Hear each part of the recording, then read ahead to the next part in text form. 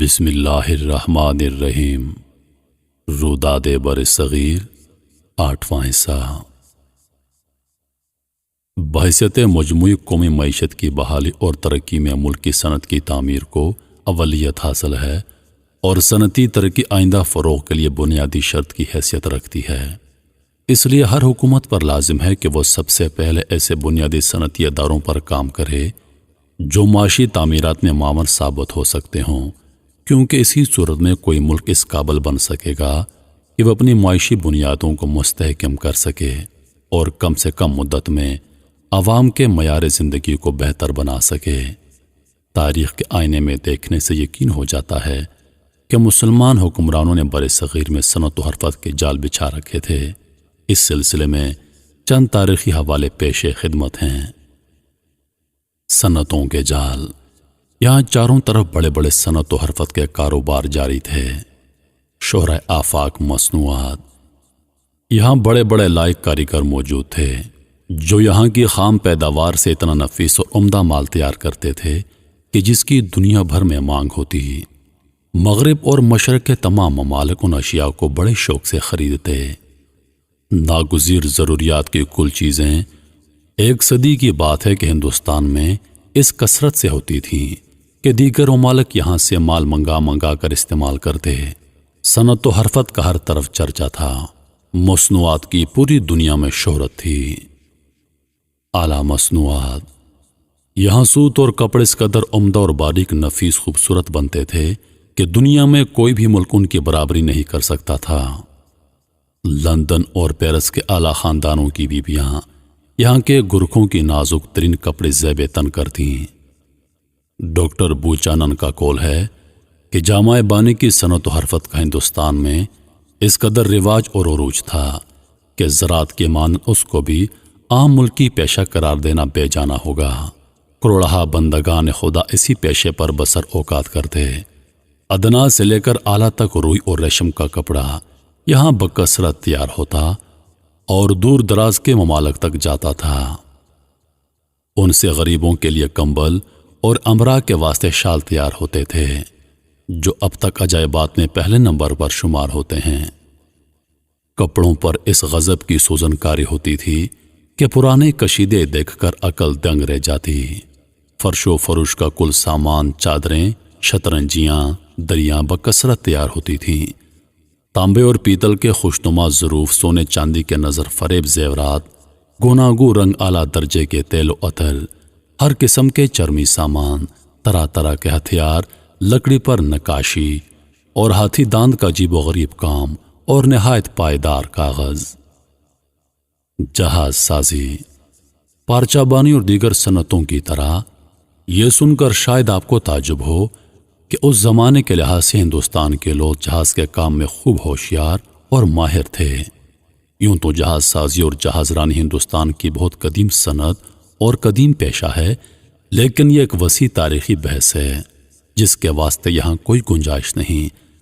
تاہم 18ویں صدی کے آخر تک بھی یہ حالت تھی۔ مسٹر ولیم ڈگبی لکھتا ہے، 1800 میں گورنر جنرل لارڈ ویلزلی نے آقاؤں کو لندن پلان ہال میں رپورٹ کی کہ کلکتہ کی بندرگاہ میں 10,000 نئے جہاز موجود ہیں جو اسی جگہ بنائے گئے ہیں اور ہندوستان سے انگلینڈ کو مال تجارت پہنچانے کے لیے کارآمد ہیں۔ کلکتہ کی بندرگاہ میں جس قدر جہاز موجود ہیں اور جس کمال کو جہاز بنانے کا کام بنگال میں پہنچ چکا ہے اور اس میں جلد بہت ترقی ہونے والی ہے، اس کے لحاظ سے یہ یقینی امر ہے کہ اس بندرگاہ میں اس قدر جہاز سراسر تیار ہو سکیں گے جس قدر پرائیویٹ انگریز سوداگروں کو مال تجارت پہنچانے کے لیے درکار ہوں گے۔ مسٹر میکریجی نے لکھا ہے، ایک انگریز مقیم بالاسور اپنے خط 16 دسمبر 1670 میں ڈائریکٹران کمپنی آف لندن کو لکھتا ہے، بہت سے انگریز جہازران تاجروں کے جہاز و بادبان ہر سال یہاں تیار ہوتے ہیں۔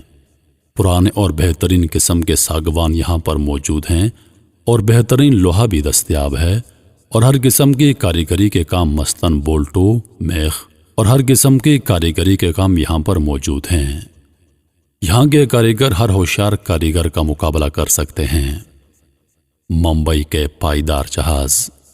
مسٹر ولیم ڈگبی نے ممبئی کے متعلق لیفٹیننٹ کرنل اے ووگز کی رپورٹ 1881 اور اس کا مشورہ نقل کیا ہے۔ صرف ممبئی میں سوداگری کے 2 جہاز یا 1 جہاز اور 2 جنگی جہاز انگریزی بحری فوج کے لیے 18 مہینوں میں تیار ہو سکتے ہیں، اور ممبئی میں جہاز بنانے کی اس قدر جگہ موجود ہیں کہ بڑی سے بڑی طاقت کا جہاز بھی ان میں تیار ہو سکتا ہے۔ ممبئی میں اس طرح جہاز سازی اور ان کی پائیداری کے وجوہات کچھ یوں ہیں۔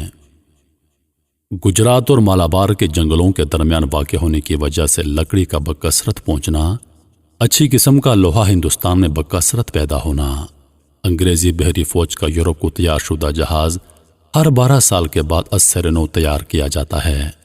ممبئی کا ساگوان کا بنا ہوا جہاز 50 سال سے بھی زیادہ چل سکتا ہے۔ ممبئی کے بہت سے جہاز 14-15 سال کے بعد بحری فوج کے لیے خریدے گئے تو نہایت مضبوط پائے گئے۔ جہاز موسومبا سرائیڈورڈ ہیوز 8 سفر سوداگری کر چکا تھا کہ بحری فوج کے لیے خریدا گیا، حالانکہ یورپ کا کوئی بھی جہاز 6 سفر سلامتی کے ساتھ نہیں طے کر سکتا تھا۔ ممبئی میں جو جہاز بنتے ہیں ان پر انگلینڈ کی بنسبت 25% کم لاگت لگتی ہے۔ مسٹر میکرجی لکھتا ہے، انگلستان والے یہاں کے کاریگروں سے نقشہ بنوایا کرتے تھے، لوہے کی ڈھلائی۔ پروفیسر ولسن نے لکھا ہے، لوہا ڈھالنے کی صنعت اس ملک انگلستان میں صرف چند سال سے ہے۔ ہندی لوہا ڈھالنے اور اسپات بنانے کا کام نامعلوم زمانے سے جانتے ہیں۔ مسٹر رانا ڈیلے نے 1882 میں لکھا ہے، دہلی کی مشہور لوہے کی لاٹ جو 1500 سال پرانی ہے، اس سے لوہا ڈھالنے کی صنعت کا اندازہ ہوتا ہے۔ اس لاٹ کے متعلق بر صغیر کے محکمہ پیمائش کے افسر مسٹر بال کو یہ تسلیم ہے کہ چند سال پہلے تک دنیا کی سب سے بڑے کارخانوں میں اتنی بڑی لاٹ ڈھالنا ناممکن تھا، اور اب بھی بہت کم کارخانے ایسے ہیں جو اتنی کثیر مقدار اور دھات کو ڈھال سکتے ہیں۔ لندن میں فولاد ہندوستان کے نام سے فروخت کیا جاتا تھا۔